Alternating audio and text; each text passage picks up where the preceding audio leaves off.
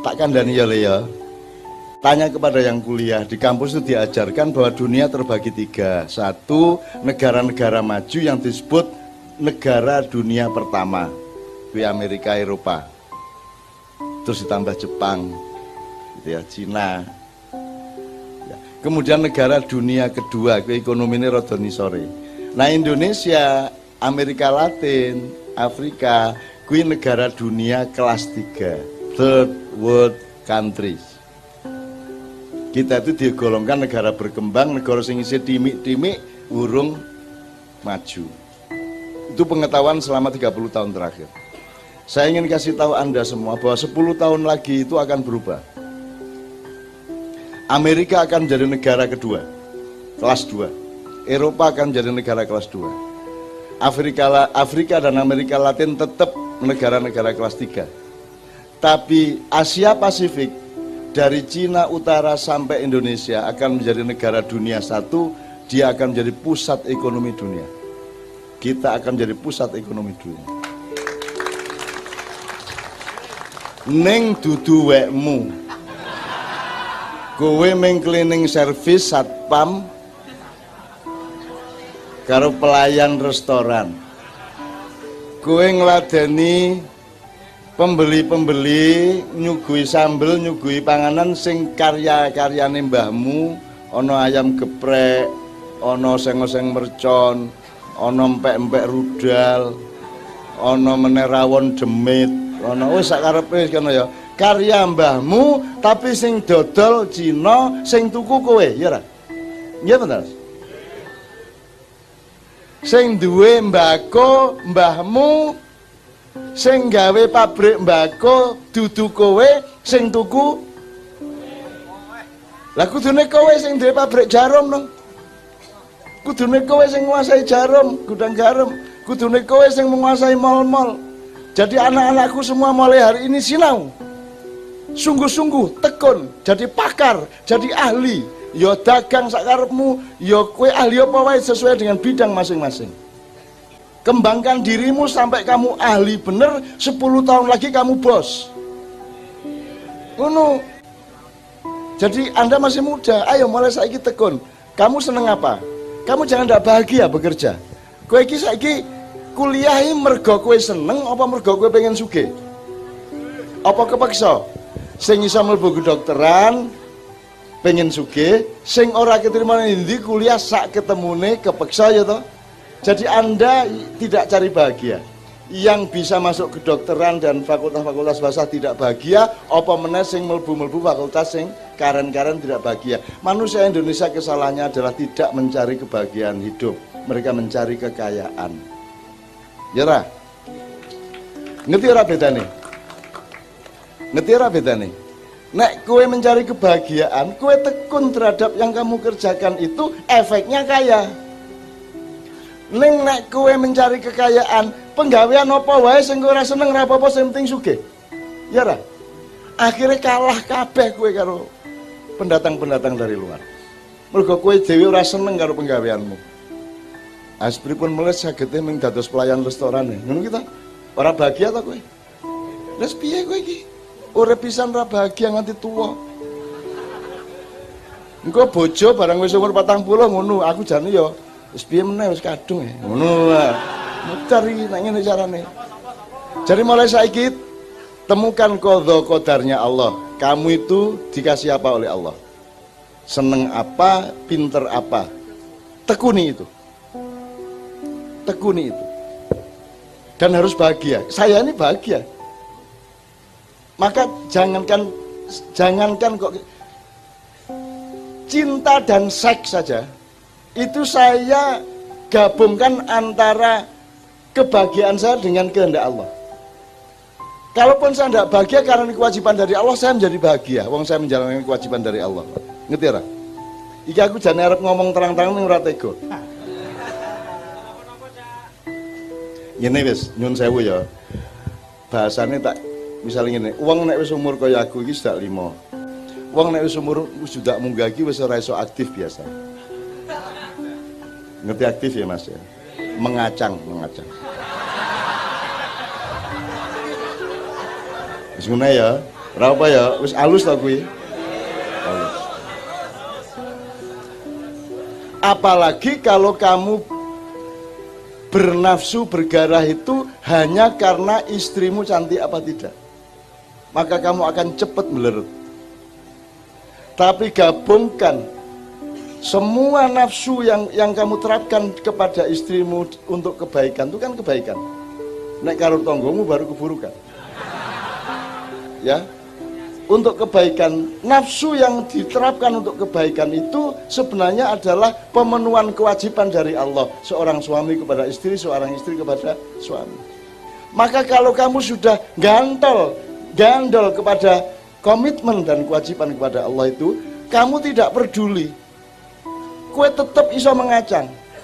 Wong ku Allah sing gawe kok. Ngerti lah maksudnya? Sudah, kalau itu kamu nikmati sebagai kewajiban dari Allah, mesti on. Lah nek wong saiki lah biasa kan tergantung ning ngarepe sapa. Ada seorang tokoh di Jogja. Bojone wis mulai umur 45 munggah, dhek wis ora iso. Terus bojone sedih lagi, kok Mas kok wis ora iso. Terus digolekke pengobatan alternatif. Mbak sapa ngono sing pinter ngobat. Ditekake nang mbak sapa iki, sampe emang di ngene-ngene iso. Wah, bojone seneng, sip, bojoku waras. Tekan ngomah ra iso meneh.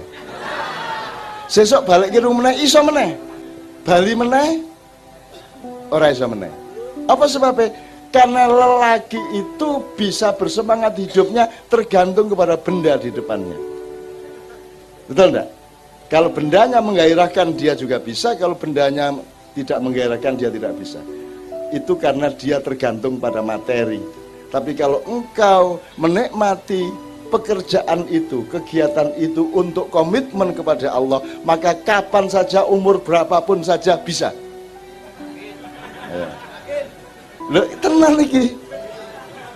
Dan itu tidak lagi tergantung benda, keindahan ndak.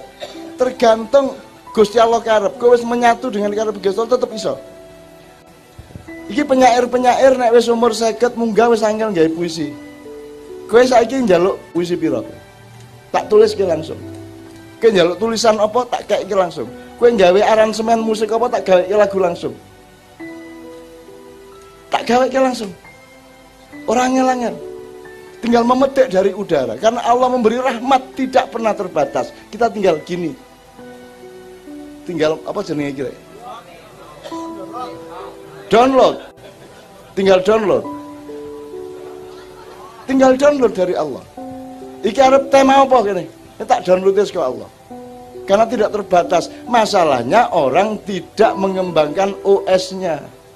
Tidak mengembangkan kapasitas softwarenya, tidak mengembangkan operating sistemnya, harddisknya tidak diperbesar, apa jenenge meneh, RAM-nya juga rendah. Akhirnya kamu hanya bisa mengakses dari Allah itu download barang-barang kecil tok. Kamu tidak pernah meningkat. Jadi mulai saiki tingkatkan daya rohanimu, update terus, upgrade terus. Itu sebenarnya masalahnya. Kalau kamu nge-upgrade terus, nanti kamu akan mendekati wilayah wahyu yang namanya karomah. Kalau kamu tidak mengembang, kamu hanya tetap di wilayah ilham saja. Ilham, fadilah, maunah, karomah, wahyu. Nggak mungkin kita dapat wahyu, karena software kita tidak di-setup Allah untuk seperti Nabi. Kita di bawahnya Nabi. Tapi kamu harus tingkatkan sampai di bawah wahyu. Kapan wae iso, ngono deh. Kalau perlu, kon ngurusi warung iso, kon ngurusi ternak sapi iso. Pekerjaan apa aja bisa asal kamu rajin download dan mengembangkan download dari Allah. Iki tenanan iki.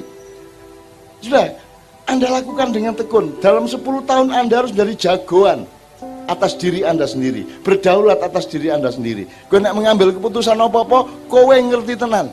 Apa sebabnya kowe sholat, orang mergo kiai, orang mergo ustad, tapi mergo kowe ngerti bahwa kowe kudu sholat di hadapan Allah Subhanahu wa taala. Ngono lho.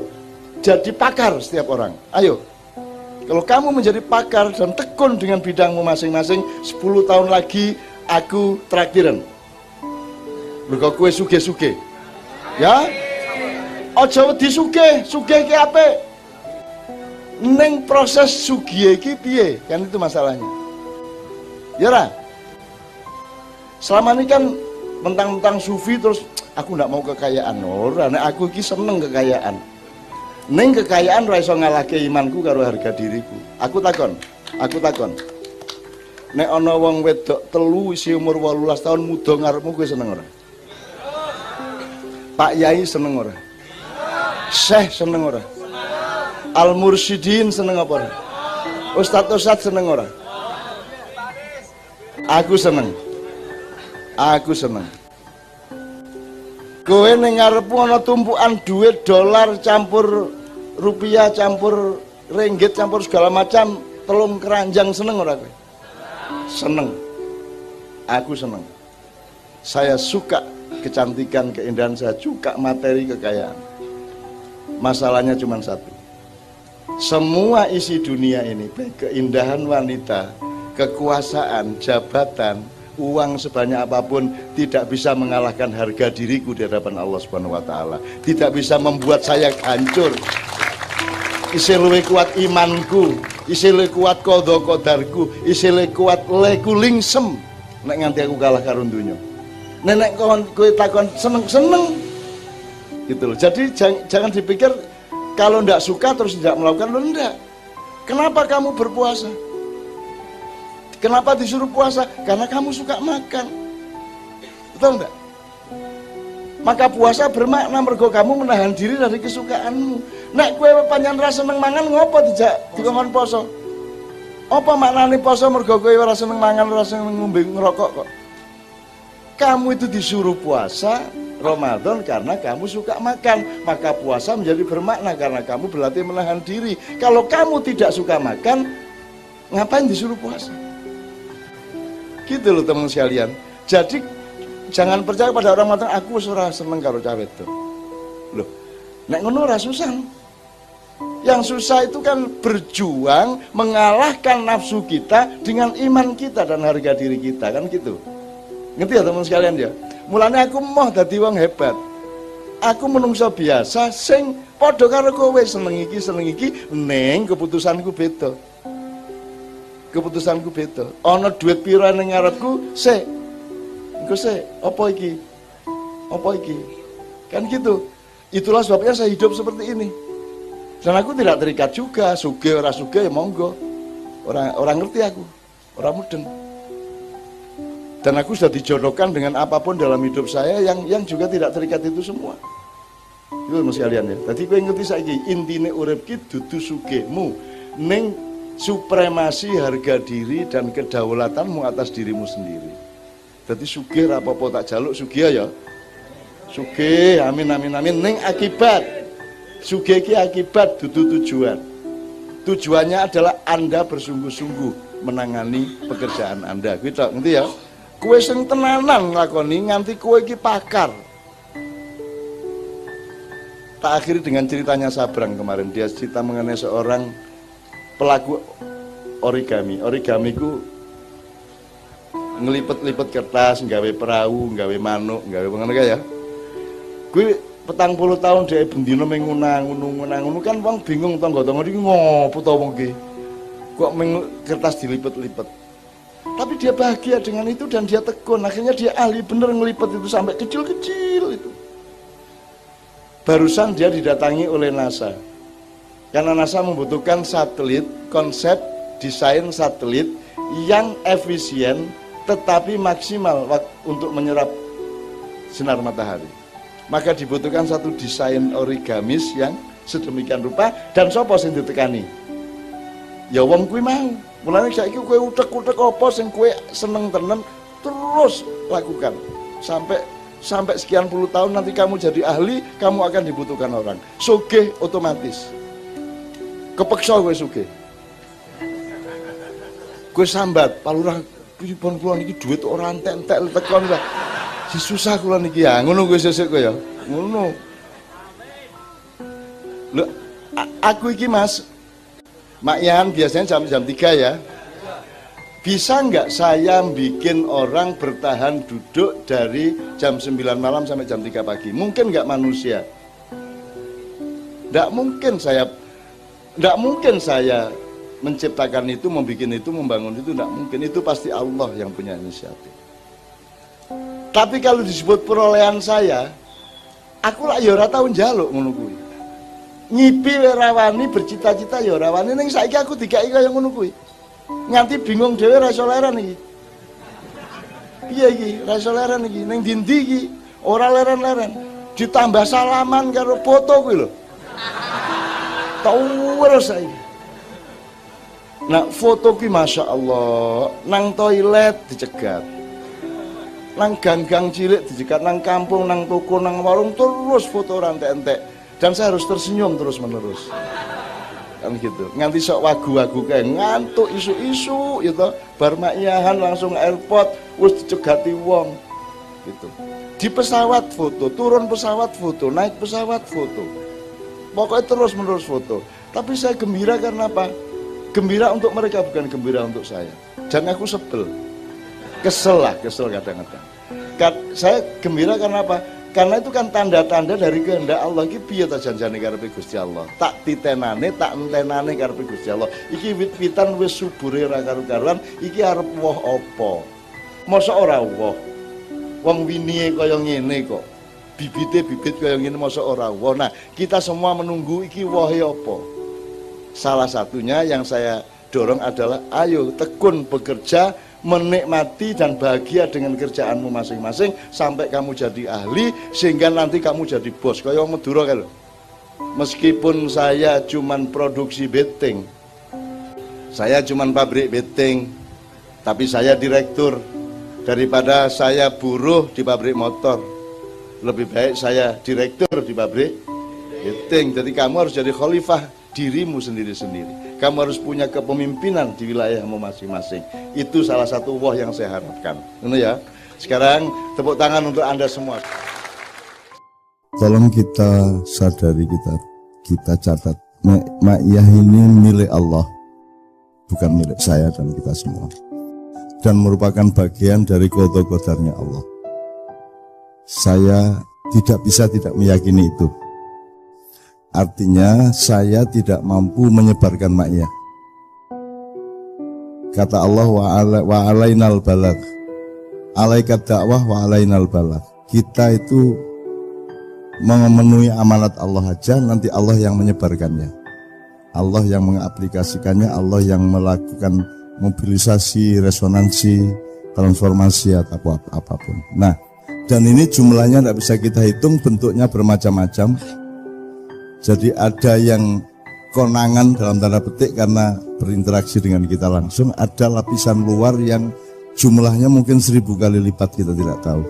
Dan bentuknya bermacam-macam. Artinya sak nggon-nggon aku neng warung ngendi wae, ya, dimanapun, sampai di Sulawesi, sampai di Kalimantan, di Jakarta, dimanapun saya ketemu sama opo kuwi Cina, opo kuwi wong Katolik, opo wong Buddha, tidak ada batasnya lagi. Mereka semua mendapatkan resonansi dari Allah tentang Ma'iyah ini.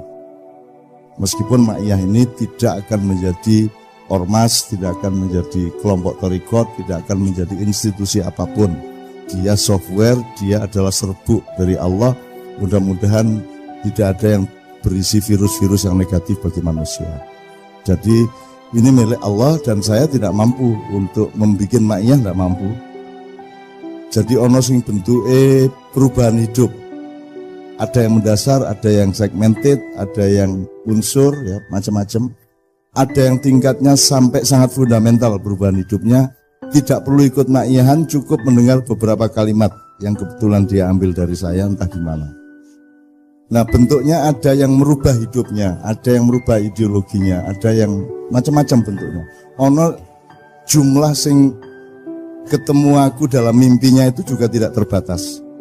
Mungkin ribuan, mungkin puluhan ribu, mungkin ratusan ribu. Mbuh sopo ketemu neng warung, neng Cijantung, po neng di ngono kae ngoro, wah kula diimpeni jenengan terus cak. Wah edan aku iki profesiku jebul ngleboni ngimpine wong aku. Dan macam-macam, dan tidak ada mimpi yang bunga-bunga tidur. Mimpinya selalu bersifat ilmu dan tuntunan. Ya semuanya. Apa tak wuruki wirid, tak ajari apa, tak jak ngumbara apa macam-macam. Tak jak ngelangi padahal dek iso ngelangi, aku dhewe ya ora iso ngulangi, tak jak ngulangi ado banget ya iso kelakon. Apa macam-macam lah. Ono sing tak wuruki piye carane njupuk keris, carane ndelok jin, carane macam-macam lah. Gitu ya. Nah, tapi intinya teman sekalian, intinya adalah bahwa ma'iyah itu oleh Allah di set up untuk mengisi lubang yang tidak pernah dimasuki oleh peradaban modern, yaitu membangun manusianya. Jadi kalau kita cari goalnya apa, ya sederhana, goal ini pokoknya sing terlibat uripe berubah, kan itu kan? Berubah apa? Kita coba simpulkan satu persatu. Anda menjadi lebih percaya diri, Anda menjadi lebih tenang, menjadi tidak gampang metoto-metoto, menjadi lebih mudah menghikmai apa yang selama ini kita anggap negatif, misalnya udan, misalnya bangkrut, misalnya gagal, itu kita tidak memaknainya seperti kemarin lagi. Kita sudah lebih dewasa dan lebih bijaksana, kan gitu.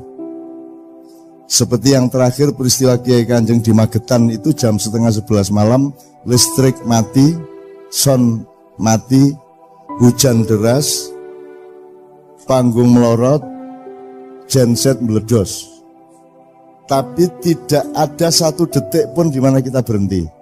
Begitu itu duer pet ya, udan bres, kita tetap tidak sedetik pun kita menoleh terhadap keadaan. Kita langsungkan terus sampai 3 jam, sampai jam 1 malam kita teruskan tanpa sound, tanpa lampu, dan dalam keadaan hujan deras. Dan yang menurut saya kehendak takdir Allah adalah hujan itu sama sekali tidak membuat hadirin atau jamaah menjadi pulang. Mereka malah meringsek maju, ya. Dan tidak ada keajaiban Allah yang bisa kita saksikan selama ini melebihi apa yang terjadi di Ma'iyah. Misalnya sing wingi kayak ning di sing terakhir sing bletokan kabeh kae. Oh, di Jombang Barat ya, di perumahan itu betul-betul bletokan sak lapangan dan lungguh ning kuno. Nek mencah lanang preman ra cetha penggaweane aku ra gumun. Ya, wis pancen bendina ya ngono kuwi gitu ya. Ning kuwi nek ibu-ibu karo bayine mbuh beber piye beber apa tetep duduk di situ, tetap mencari ilmu, tetap mencari berkah. Itu tidak mungkin terjadi kalau bukan Allah yang menyelenggarakan. Jadi teman-teman sekalian, seluruh energi yang kau miliki pada malam hari ini adalah milik Allah Subhanahu wa taala, dan Anda betul-betul sedang menjadi aktornya Allah dan Allah sutradaranya. Nah, ini kira-kira seperti itu satu ya, El. Nomor 2, maka kalau sekarang kita mencoba meresume Ma'iyah atau mencoba merumuskan apa to janjane kedadian iki arep piye. Berarti katakanlah metodenya adalah jane tujuannya apa to Ma'iyah iki. Nah, tujuannya apa tergantung lapisannya tadi, skalanya tadi. Ada yang skala individu, relatif semua yang tersentuh sudah ada buahnya, sudah ada aplikasinya, berubah hidupnya dan seterusnya. Kecuali orang yang memang tidak mencari kebenaran melainkan mempertahankan kepentingan. Mas Karim menceritakan sejumlah orang atau mungkin banyak orang kalau dikasih tulisan saya itu mereka setuju 100%.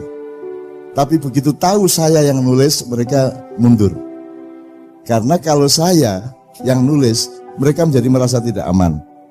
Karena saya ini tidak boleh terletak dimanapun kecuali di kursi saya sendiri. Kok bisa bayangke aku menteri mesti mengkerengan terus toh. Kono arep ngopo, wedi arep ngopo, kuatir arep ngopo, raman itu. Jadi saya bikin tidak aman orang-orang yang berkepentingan. Kok bisa bayangke aku jadi presiden, mesti revolusioner karu-karuan. Justru aku ubah entek-entekan kae, tak jak spot-spotonan mubahalah.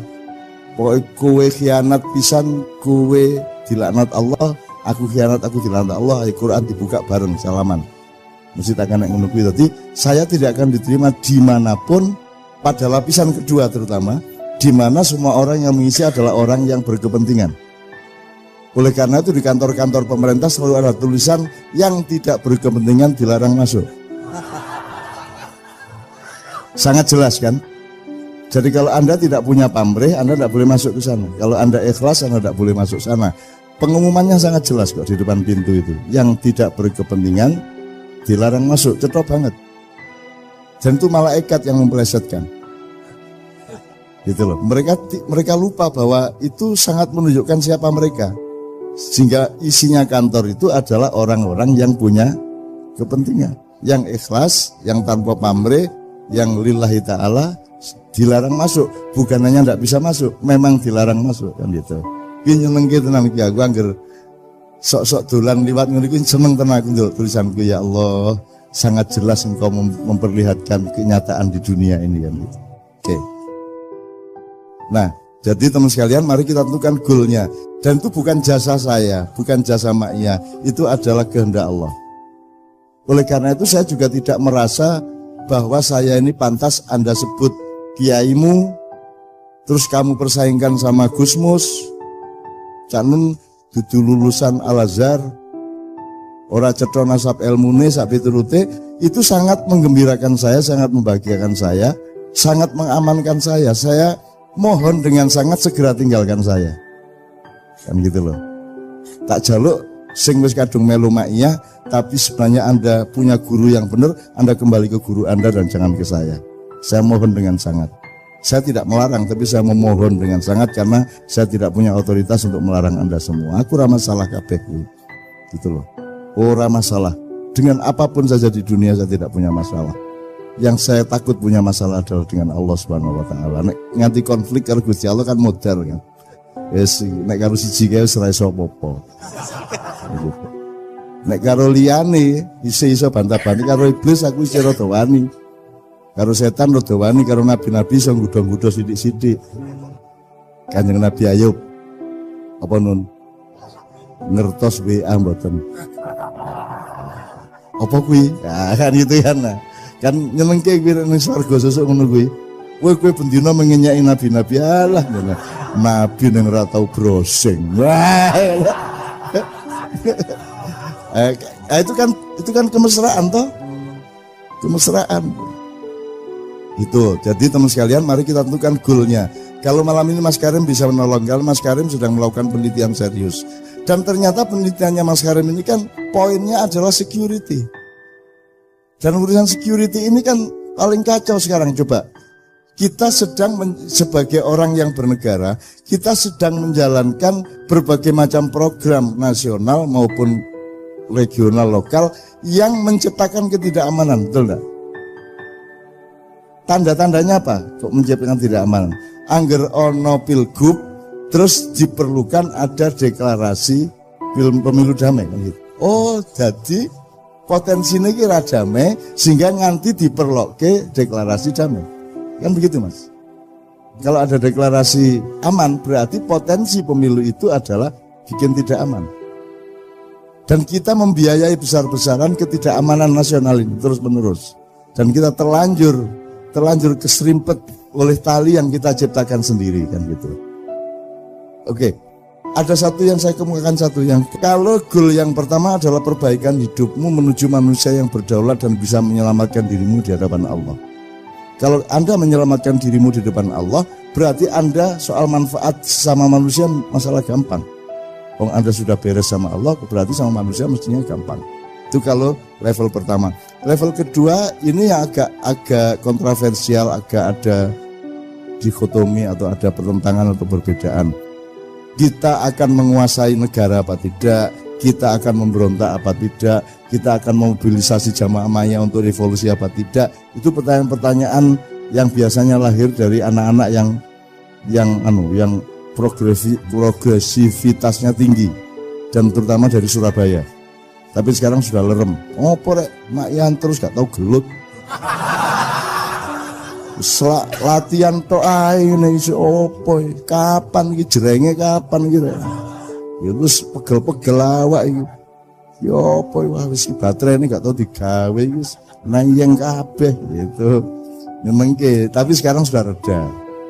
Mereka sudah melihat kenikmatannya lebih tinggi dari itu semua. Sebab wah, ini tak ceritani, nek tak pertimbangkan Indonesia ini tetap itu akan membuat orang mungkin kagum luar biasa, mungkin buat orang stres luar biasa, membuat orang bermusuhan luar biasa kalau kita bukakan masalah yang sebenarnya dari Republik Indonesia. Maka saya pelan-pelan sekali saya mencoba secara menyindir-nyindir tok. Mudah-mudahan Anda bisa berpikir untuk mengetahui kesimpulannya. Begitu. Sebab Indonesia ini memang salah kedadian sejak awal. Wis ora iso kuwi. Kita sudah terlanjur menabikan seseorang sehingga kita tidak bisa lagi kritis kepada yang sudah dianggap nabi kan gitu kan. Saiki kan orang nggak ngerti bedane Allah, nabi, wali, ulama lah orang ngerti. Pokoknya angger dek seneng dituhankan. Gitu kan? Pokoknya kita selalu menuhankan macam-macam. Artinya kita itu potensi syiriknya tinggi sekali, tidak karena kita berniat syirik, tapi karena kita punya kelemahan manajemen mental dan intelektual, kan gitu. Jadi angger wis nyekel siji wis Gusti Allah kuwi, wis ora iso dikritik sithik-sithik kan gitu kan. Mesti bener iki, nek liyane mesti salah kan gitu kita sekarang. Mesake banget orang Indonesia, mesake tenan. Makanya untung Allah menyuruhnya aiza alal kafirin. Kita selalu merasa tidak tega kepada orang-orang yang sedang melakukan kekeliruan hidup, sedang tersesat dalam tanda petik gitu ya. Tapi kita tidak menggunakan kata tersesat. Saya minta teman-teman maknya berpuasa dari penggunaan kata-kata yang menyakiti orang, misalnya kata kafir, kata musyrik, kata tersesat gitu ya. Tolong jangan digunakan, gitu loh. Karena tidak ada orang yang tidak tersesat sebenarnya. Semua tersesat, kita juga tersesat. Gitu ya. Oke teman sekalian, tapi satu hal tolong diingat, nyuwun sewu ya, tercapai atau tidak itu milik Allah. Hidup mati milik Allah, tercapai atau tidak milik Allah, sukses tidak milik Allah. Kita bisanya bersyukur dan menghikmati atau menemukan ilmu dan berkahnya. Tapi bahwa apa yang Allah titipkan melalui Ma'iyah ini adalah sebenarnya blueprint masa depan peradaban dunia. Ini boleh ditertawakan dan saya sangat senang kalau ditertawakan, tapi kita betul membenahi cara berpikir seluruh dunia sebenarnya. Kalau Anda lihat bagaimana ruang publik di Amerika, di Arab, di mana, jangan lucu-lucu, wah betul-betul harus dibenahi. Misalnya salah tingkah bahasa Inggris apa? Ono salah tingkah, ono ya. Populer enggak? Sampai ke tingkat ekspresi, komunikasi, mentalitas. Sebab saya melihat misalnya McGregor lawan Habib, misalnya ya, waktu perang konfirmasi kan ngamuk McGregor, wah kayak itu dianggap kemenangan. Padahal menurut saya itu salah tingkah wong kui, kehilangan ketenangan dia sebenarnya tidak berani sama Habib, gitu loh. Untuk menutupi kecil hatinya itu dia wis kaya wong nek cendik njur sumbung ngono kae. Gitu kan. Jadi dia itu salah tingkah sebenarnya. Tapi semua menyimpulkan itu kemenangan komunikasi. Jadi di sana tidak mengenal pertapa, tidak mengenal sepi ing tamre, tidak mengenal menep ya. Kata menep tidak mengenal gitu loh. Jadi menurut saya Ma'iyah sangat banyak bisa membenahi manusia, cara berpikir, mentalitas, formula-formula komunikasi, tidak hanya di Indonesia tapi seluruh dunia. Bahwa tercapai apa tidak itu urusan Allah. Tapi kita harus mengenali bahwa ini potensinya potensi peradaban, bukan hanya potensi ilmu, bukan hanya potensi kebudayaan, bukan hanya potensi akademis, ini potensi peradaban kemanusiaan yang ukurannya skala waktunya itu abad. Aslinya seperti itu. Jadi Anda tuh maju banget. Itu yang menyebabkan kadang-kadang Anda kurang diterima dan kue ora kerasan karo kanca ngomong apa to kuwi kan gitu. Wis mulai ra kerasan melu Ma'iyah ping telunjur ndelok kanca-kanca iki ngomong apa terus sing diomong ki sing ora-ora ngomong ngono ya. Nah Anda juga harus bijaksana, aja njur kue kok aja terus kue kok tabrak aja ben wae ora apa-apa cendek tekan gunung dek isih mubeng stadion baru ping 3 kula wis ping 23 kan gitu kan gitu. Itu ya teman sekalian, mudah-mudahan ini tidak untuk kita umumkan. Anda tidak usah bilang sama mereka loh, Ma'iyah itu peradaban dunia. Rasa ngono kuwi. Rasa ngono kuwi itu untuk keyakinan Anda di dalam. Sama dengan lakum dinukum waliyadin itu aurat kita, gitu ya. Selama ini kan karena kita sopan sama orang, kita sebut terjemahannya adalah agamamu adalah agamamu, agamaku adalah agamaku. Padahal terjemahannya kan menurut saya tidak begitu. Kalau bagimu itu agama, monggo, ndak ada masalah, saya toleran. Sama dengan kamu milih istri itu, monggo, aku jane ya ora pati setuju ning ora apa-apa kuwi hakmu kan gitu kan. Gitu ya. Wong kuwi pancen kedaulatanmu. Artinya kalau menurut kamu itu agama ndak masalah, monggo. Menurut saya agama parameternya enggak memenuhi syarat itu. Agama itu yang ini. Tapi kan saya harus aiza alal kafirin. Saya enggak harus ngomong ke Anda kok. Ora apa-apa. Yang penting outputmu apik karo wong kan gitu. Perkara hidayah itu Allah yang punya. Innaka la tahdi man ahbabta walakinallaha yahdi may yasha. Jadi saya tidak pernah punya nafsu untuk mengislam-islamkan orang. Anda kan dulu awal-awal maknya sering nek ana daya bule kan mesti takon muslim apa bukan ngono. Lha sing ngerti muslim apa bukan jane meng Allah ya. Jane lho Mas. Sebab perjanjian asyhadu alla ilaha illallah wa asyhadu anna muhammadar rasulullah itu kan faktanya ada di dalam hati dan pikiran dia, tidak di mulut dia. Kita kan pakai mulut aja asal kayak wis salat berarti muslim. Jangan-jangan ya urung mesti to Mas. Makanya yang ideal itu sebenarnya kalau jangan sampai ketahuan bahwa Anda muslim. Ketahuannya itu Anda orang baik, Anda orang penuh kasih sayang, bukan Anda muslim. Mulanya saya tidak punya kecenderungan untuk mengajak Anda untuk berpakaian sing islami dalam tanda petik. Anda tidak taat kepada saya atau saya putih-putih Anda tidak. Dan itu saya senang kalau Anda tidak taat sama saya. Aku khawatir nek kowe malah ucap anu baik, putih kok aku ora masalah. Tolong jangan taat kepada saya, taatlah kepada Allah dan Rasulullah sallallahu alaihi wasallam. Nek aku ngono ming kancamu ya, gitu ya. Mudah-mudahan ini semua membuat kita menjadi lebih rendah hati dan bijaksana kepada siapapun saja di lingkungan Anda, gitu ya.